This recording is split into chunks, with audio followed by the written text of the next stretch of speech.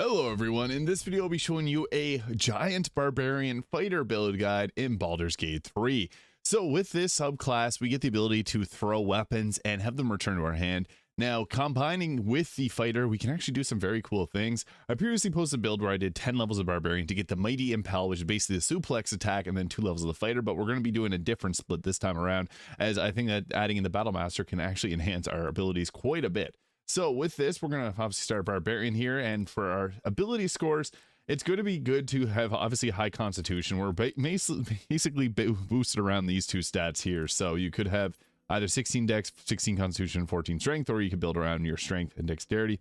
Dexterity and constitution will both contribute to our armor class while wearing clothing options, so you want to have a good number for both of those stats. And strength we can also boost with strength potions if you really want to maximize the amount of damage that we deal. So we're going to roll with stats like this, and then I'll also be covering gear options because there's some great pieces. I'm wearing one of them here, but I'll also show some other options if you really want to enhance damage a different way.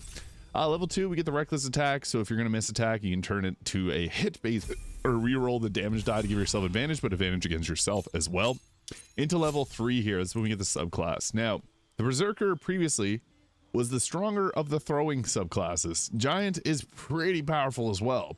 We get to turn into a giant, double our bonus on throw attacks, and this is really about throwing. The throw Berserker gets the enraged throw as a bonus action, so it pairs well with the rogue thief. But going with this gives us the ability to turn large, and I'm going to show you how to make that really fun. So into level 4, we get ourselves another feat here, so we get to increase one of our stats.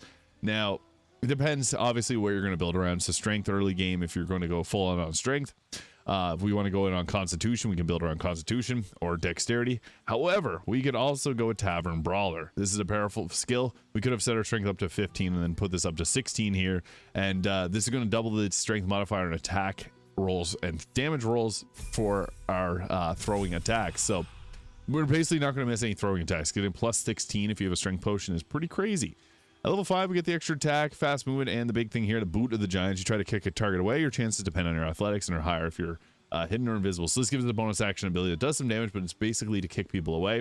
At level 10, we do get the Mighty Impel, but as I said, we're going to be sticking with a Giant Barbarian to level 5 there, or level 6 here for the Elemental Cleaver, and then we're going to pair in with the Battlemaster Fighter. So this makes us so our ranged weapon attacks will return to our hand, giving the thrown properties so that if you have, let's say, a giant greatsword, and normally greatswords will do like a 1d4 damage when you throw them, this will make it so that they do 2d6, their normal damage die, and it adds 1d6 of an elemental damage type, which you can use cold damage to make cold patches below enemies if we have a special ring. Now for level 6, I think we're going to add in the fighter, works best here. Since we're not wearing armor, we're not going to take defense. 2-weapon fighting, if you're great weapon fighting, if you're going to use a 2-handed weapon, as this rerolls damage die, or if you really prefer a shield, going with dueling will increase the amount of damage that you deal as well. But I'm going with great weapon master. Level 2, action surge. Don't need to say any more. Action surge is amazing. Level 3, we choose our subclass, which we're going to go with the Battlemaster, which gives us maneuvers. I really recommend the riposte, so whenever a target attacks you and misses, you can retaliate with an attack that deals initial 1d8 damage. So this actually becomes very powerful, and it's one of the best uses of our superiority die. Rally's nice to pick up downed allies. Menacing attack's nice too, but we can also get a helmet that gives us this ability anyway, so we don't have to take it from here. This is my favorite one to go with.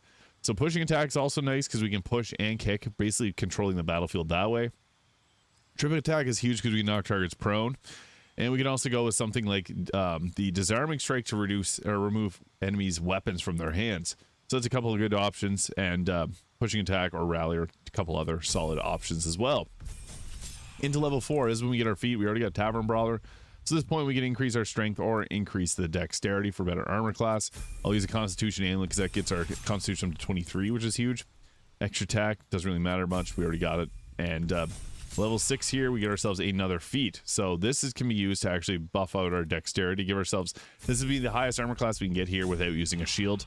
And if you're using a shield, you'll get a very high armor class as well. So armor class is interesting on a barbarian because typically you want it a little bit lower, but here, high armor class is not a bad thing. We got 26 armor class there while wearing the bone spike garbs.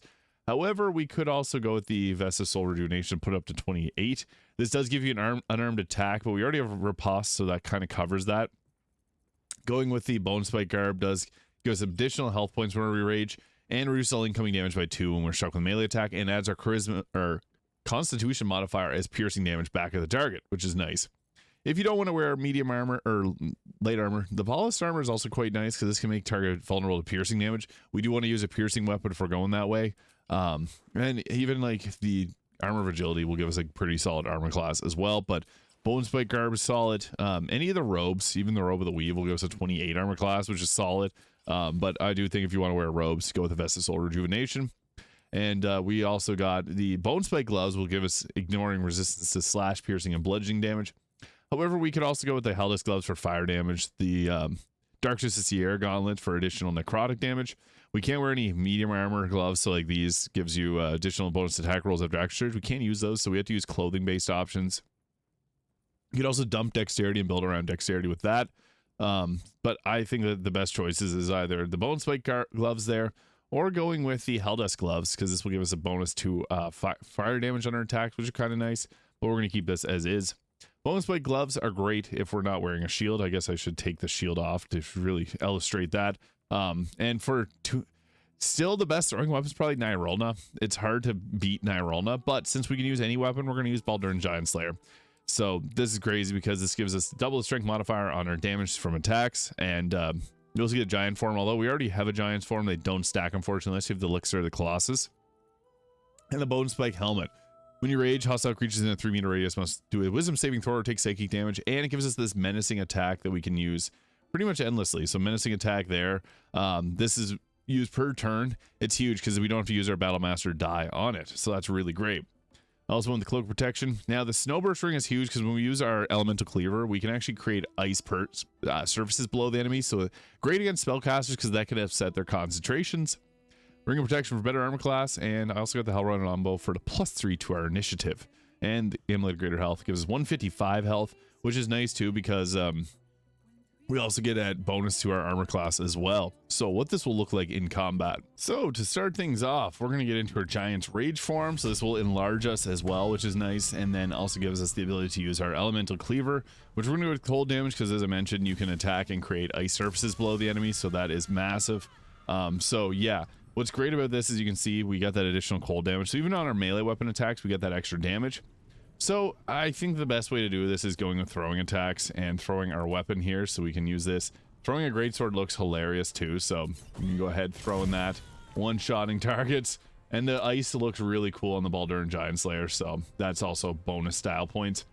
We also want to create ice surfaces around enemies that are going to be running towards us. So in the instance right here, this target's going to be running at us, and we're going to want to use that there to create a nice surface, knocking them prone in the way we go about doing that. It's perfect.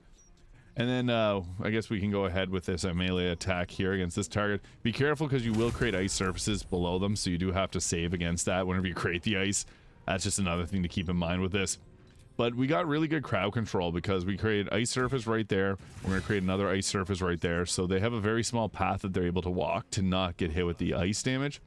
And then what we can even do is we can go ahead with an action surge to further go ahead with throwing attacks and then potentially take out their casters, which are the biggest threat to us. So that was a nice throw. We took them out in a single shot, and then we'll go ahead with another throwing attack here, and we'll go after, I guess we went after all the casters, so we'll go with that target there. Another throwing attack.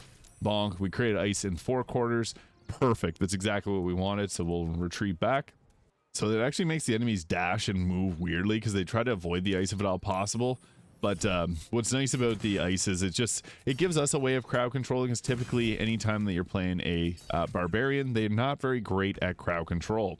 Another thing is we got to be mindful of where we attack because of the ice with this build. So using the Boot of the Giants, we can actually create some space from us or completely take them out with the kick itself. It's pretty crazy. And then we'll just go with our throwing attacks here to litter the ground with more ice, because that's kind of the best way to go about doing that.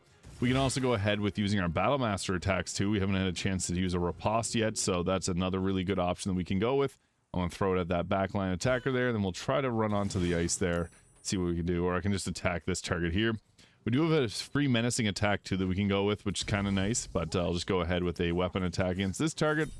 And we rolled a critical miss, so we'll turn that to a hit and create a ice burst. Slip myself on the ground there. Just had our first prone there. The nice thing is, even if they move anywhere in that ice circle, they're going to have the option to slip, so that's huge. But we're going to make our getaway here, go around and throw an attack right at this target here, because we got to be careful with where we're standing whenever we run with ice like this. Primarily want to be throwing it at targets that are far away so that we can make them slip and keep our own team from slipping, but sometimes you do get that danger close. So that's crazy. We can throw and pretty much one-shot some targets because this weapon hits very hard, and we'll create more ice here. Yeah, one shot. And you can see there the calculation for damage rolls. It does the 2d6 plus 3 plus 8 from the strength modifier plus rage plus the rage bonus from the Giant Barbarian for 23 damage, and then all the other riders that we have on top of it, making it pretty strong. So the nice thing about this build as well is they did fix today actually the way that the Giant's extra damage works. It doesn't actually apply Tavern Brawler bonus anymore because that made it pretty crazy. We do have one bonus action left to use, and we're not able to get in close to actually attack anyone. So we also have the second wind there as another option for healing, so that can be nice, although it doesn't actually apply any of the... If we would have needed health, it doesn't actually give us our temporary health bonus. So they use calm motions on me, which kind of sucks because then we lose our extra cold damage. And that's where the fighter comes in. So we can just go ahead with our Battlemaster attacks because we can't rage right now. We can't do our throwing attacks. We're pretty toned down in terms of what we can do. So that's where the Battlemaster comes in, because at the end of the day, we're still pretty strong. That was a critical miss into a hit once again. And I guess we'll go with a trip attack here against this target. We have advantage again. 31 damage, perfect. So yeah, we do have to take caution whenever we get calmed, because that can really throw a wrench in our plans for terms of damage. So that's why we always have a bow on hand too, because sometimes we do need to use our bow. Unfortunately, it is what it is, so we'll just go ahead with that. We can't do our throwing attacks, got a critical hit off. That broke our concentration, so then we can rage again. So back in the saddle, we're back, baby. And I took him out with Sonic Backlash because they were about to command drop me. But another thing I should mention is the Elemental Cleaver. You can switch the damage type to like fire or lightning if you don't want to use the cold damage. So if there's an area target that you need to not create that ice patch below, you can always switch the Elemental Cleaver damage type. So very powerful. This is great because, again, if you get calm to motion like I did there, the Battlemaster fighter picks it up where we need it at most. So let me know your thoughts in the comments. Hit the subscribe button below if you haven't already, and I'll see you all in the next video.